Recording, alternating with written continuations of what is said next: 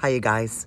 I have been doing a lot of looking into interdimensional travel, time travel, and speed of light travel. And what I've come up with is they're the exact same thing. I see no difference.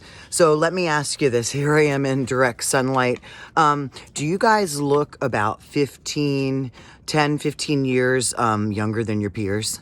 Than the people you went to high school with? I'm 52. I'm about to be 52. So what I found in time travel, in interdimensional travel, in time travel, in the speed of light travel, basically, if you're traveling the speed of light, your age slows down, but yet those around you, their age goes on as normal. So it could very well be that some of us are doing some interdimensional traveling and we don't know that we are. We could be interdimensionally traveling with Tiamat for all we know. So food for thought, you guys. I just wanted to let you know time travel is great for the skin. We will simulate going from standing to traveling almost the speed of light. This is a fun little game called A Slower Speed of Light, released by MIT, demonstrating what would happen if the speed of light got progressively slower, eventually to walking speed. At first, my character looks around and sees the world normally, but as I start to pick up these orbs, instead of speeding me up, the game slows the speed of light down, to simulate what it would look like if we were traveling extremely fast over vast distances. As the speed of light slows, what becomes apparent to you? The first thing I notice is that the colors start to change. This is because of something called the relativistic Doppler effect. You see, when you look around and you see color on objects, this is because light is reaching your eyes at specific wavelengths. The longest wavelengths you can see are reds. The shortest wavelengths are violets. Beyond the range of our sight are the infrared and ultraviolet. But when you are going very fast, because of the Doppler effect, some of the wavelengths that were in the infrared and ultraviolet now shift to wavelengths you can detect. Suddenly, things that were invisible to us before become visible, like heat in infrared and fluorescent substances in ultraviolet. The faster you travel, the larger your visible range now becomes.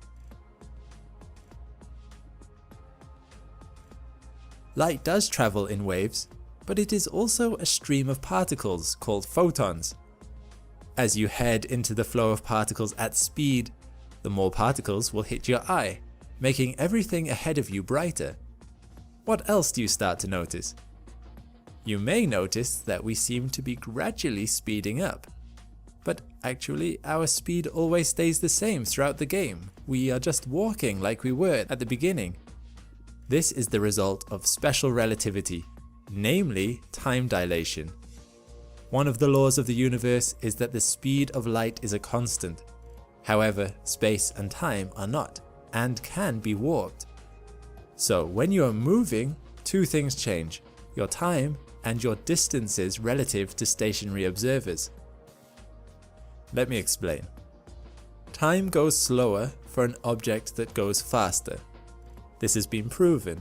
If you have two clocks, one stationary and the other in rapid motion, say on a rocket, the times on each will go out of sync. The faster you go, the more time dilation happens, until, should you hit the speed of light, the rate of time reaches zero. This means photons, or light particles traveling the speed of light, are unaffected by the passage of time. But let's go back to how time dilation affects us in the game. Removing the lighting effects will help us see this a lot more clearly. Now remember, throughout the game, our walking speed stays the same. It's the speed of light that slows down as we collect more orbs. And yet, it seems that we move a lot faster towards the end of the game than at the beginning. What is happening here is that our time is going slower than everything around us. As a result, it's like the distances of space are shorter, meaning we get somewhere quicker from our perspective. In practice, this means that if we traveled in a vehicle that approaches the speed of light, we travel for 1 year at that speed, it all seems normal for us, but 10 years have passed for people on Earth. Should you actually be able to travel the speed of light, You could get anywhere in the universe instantaneously from your perspective, but on Earth, however far in light years your journey takes you will equal the equivalent amount of years from their perspective. Light takes time to reach our eyes, and when we see anything, we are seeing that object in the past. Even now, you are watching this video with a tiny time delay, as light takes time to leave your screen and reach your eyes. As we move in the game, that object we are seeing isn't where we think it is anymore. You may have thought as you've been watching this video that I must be useless at computer games because I keep crashing into walls and missing orbs. But this effect means that I'm not standing where I think I am, because the more orbs I have, the slower light is traveling. So I actually need to start turning a little ahead of what I'm used to, which is difficult to comprehend while navigating. It's like playing with lag. This effect also means that I can see much more of my surroundings in one go. This animation helps show why. The light source is moving relative to me as I move forward. On your journey, due to the various effects, outside your ship everything would look warped. Your field of view would be greater. A greater range of light wavelengths become visible, and in front of you would be much brighter. So there we have it, how your universe would change if you approach the speed of light. Thanks again to Square. Later, guys. I'm not trying to confuse you. I'm just trying to open your minds. Have a great week. Talk to you soon.